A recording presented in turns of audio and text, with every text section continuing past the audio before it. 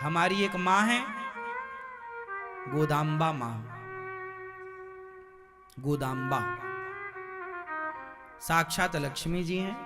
इस कलिकाल में प्रकट हुई और माता गोदाम्बा ने रंगनाथ भगवान से विवाह किया।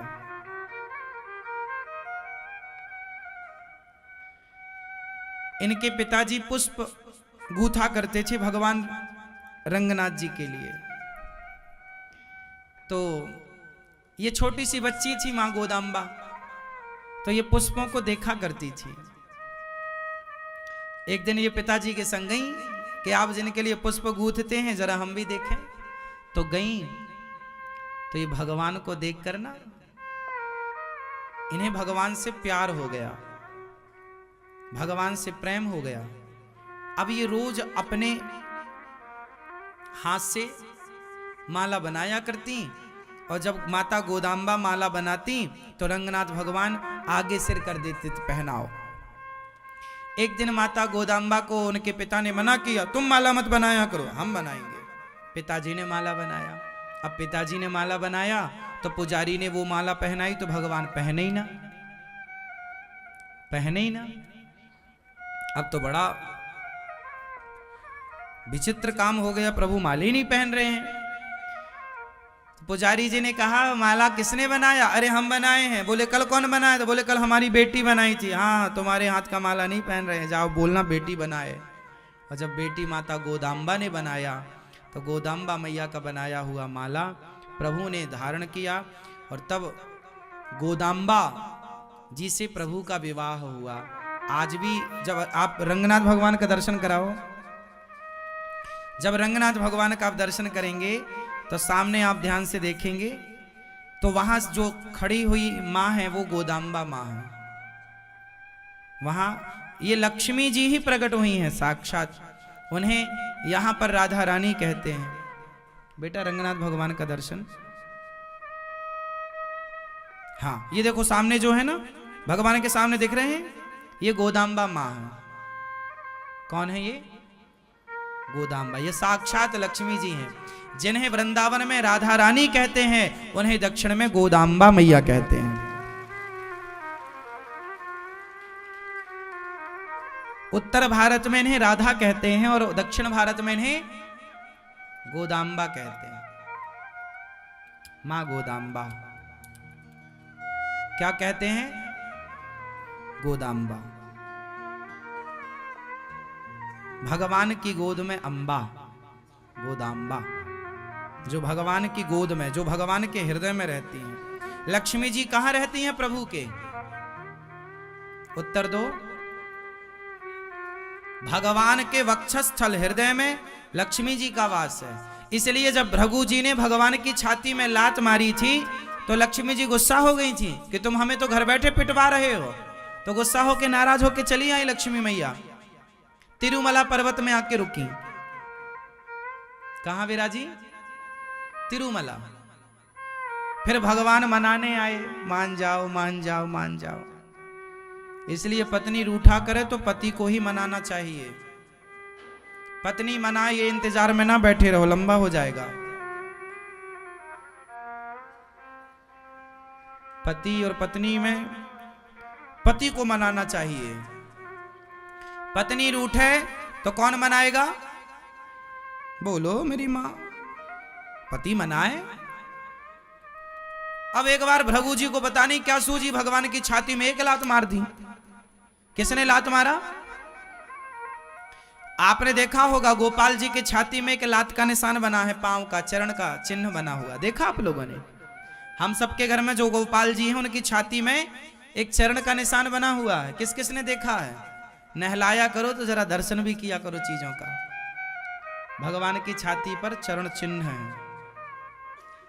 जब राम प्रकट हुए तो राम जी की छाती में भी था, कृष्ण प्रकट हुए तो कृष्ण जी की छाती में भी। तो भगवान गोपाल जी की छाती में चरण चिन्ह है। एक बार क्या हुआ कि मैया भृगु जी ने लात मारा, तो भृगु जी ने लात तो मारा पर छाती में निवास था लक्ष्मी जी का। वक्षस्थल पर रहती हैं मैया लक्ष्मी, भगवान के हृदय में रहती हैं। तो लक्ष्मी जी गुस्सा हो गई हैं। कि बाबा जी ने लात मार दिया और आपने हाथ जोड़ के बोला, हे महाराज आपको चोट तो नहीं लगी, हमारी छाती बड़ी कठोर थी, आपके चरण बड़े कोमल थे। देखो भगवान का स्वभाव, जिसने लात मारा उन्हीं से पूछ लिया कि आपको चोट तो नहीं लगी। ऐसे परम दयालु भगवान, उनसे बड़ा दयालु कौन होगा। तो उन्होंने, लक्ष्मी मैया गुस्सा हो गई, और स्वाभाविक है कोई भी स्त्री गुस्सा होगी, उसे कोई लात मारेगा तो लक्ष्मी मैया गुस्सा हो गई। अब गुस्सा होके कहां आ गई, तिरुमला पर्वत में। तिरुमला कहां, दक्षिण में। तिरुमला भारत में तिरुमला है। तिरुमला के पास आ गई और वहां तपस्या करने लगी। तब भगवान भी उनके पीछे पीछे आए। तब भगवान जो बनकर आए, तब भगवान का नाम पड़ा श्रीनिवास। भगवान का क्या नाम पड़ा, क्या नाम पड़ा, श्रीनिवास। श्री मतलब क्या होता है, लक्ष्मी। जिनमें लक्ष्मी का वास हो वो श्रीनिवास है। तो श्रीनिवास बनकर आए। तो अब लक्ष्मी जी को तो अच्छा लगा कि चलो हमारे पति आए हैं, आए हैं, आए हैं, आए हैं। लेकिन भगवान ने एक दूसरी लीला रच डाली। लक्ष्मी तो तपस्या करती रही और भगवान ने यहां दूसरा ब्याह कर लिया। श्रीनिवास भगवान का विवाह हो गया पद्मावती से। किनसे, मां पद्मा। अब ये पद्मावती कौन है, त्रेता युग में 2 सीता थी। त्रेता युग में कितनी सीता थी, कौन कौन, एक वो सीता जो राम जी की पत्नी है, और एक वो सीता जिनका रावण ने हरण किया था। रावण ने जिनका हरण किया था वो सीता राम जी की पत्नी नहीं थी। उस समय सीता का अभिनय करने के लिए माता वेदवती सीता बनकर आई थी। कौन सीता बनकर आई, माता वेदवती। ये वेदवती कौन है, ये ब्रह्मा जी की पुत्री हैं।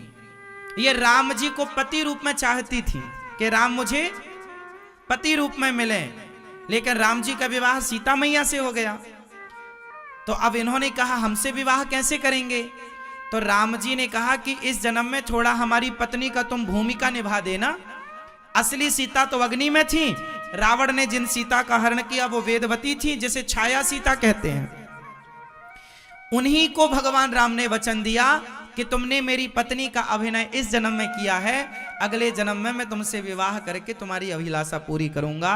वही कलयुग में माता पद्मावती बनकर आई और भगवान श्रीनिवास जी ने उनसे विवाह किया।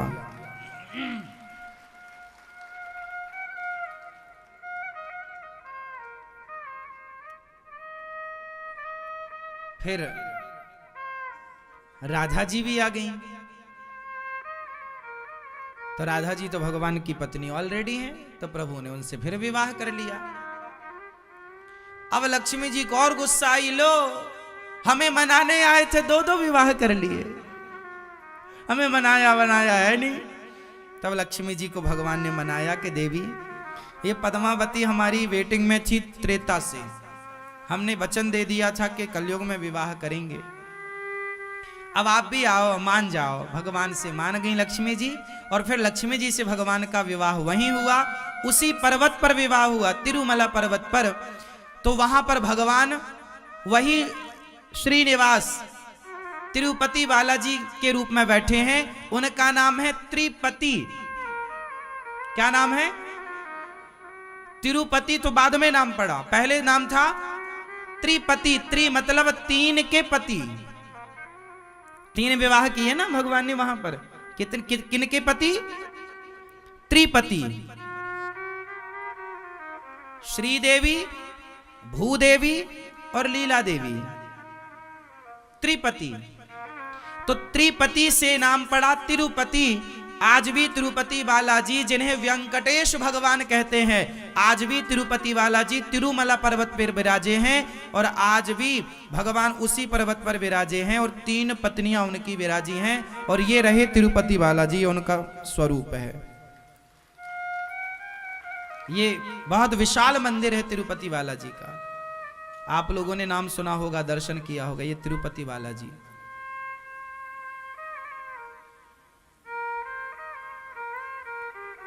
ये तिरुपति बालाजी। तो भगवान की जो लीलाएं हैं, जो नाम है, वो अनंत नाम है, अनंत लीलाएं हैं। हाँ या ना? अच्छा, तिरुपति बालाजी के हाथ में जो शंख और चक्र है, आपने तिरुपति बालाजी को ध्यान से देखा होगा तो उनके हाथ में क्या है? ये शंख और चक्र। ये शंख चक्र तिरुपति बालाजी। वहां के एयरपोर्ट पर भी भगवान का ये सुंदर सा विग्रह है। हम एयरपोर्ट पर दर्शन किए तो हमने कहा आपको भी दर्शन करा दें। वहां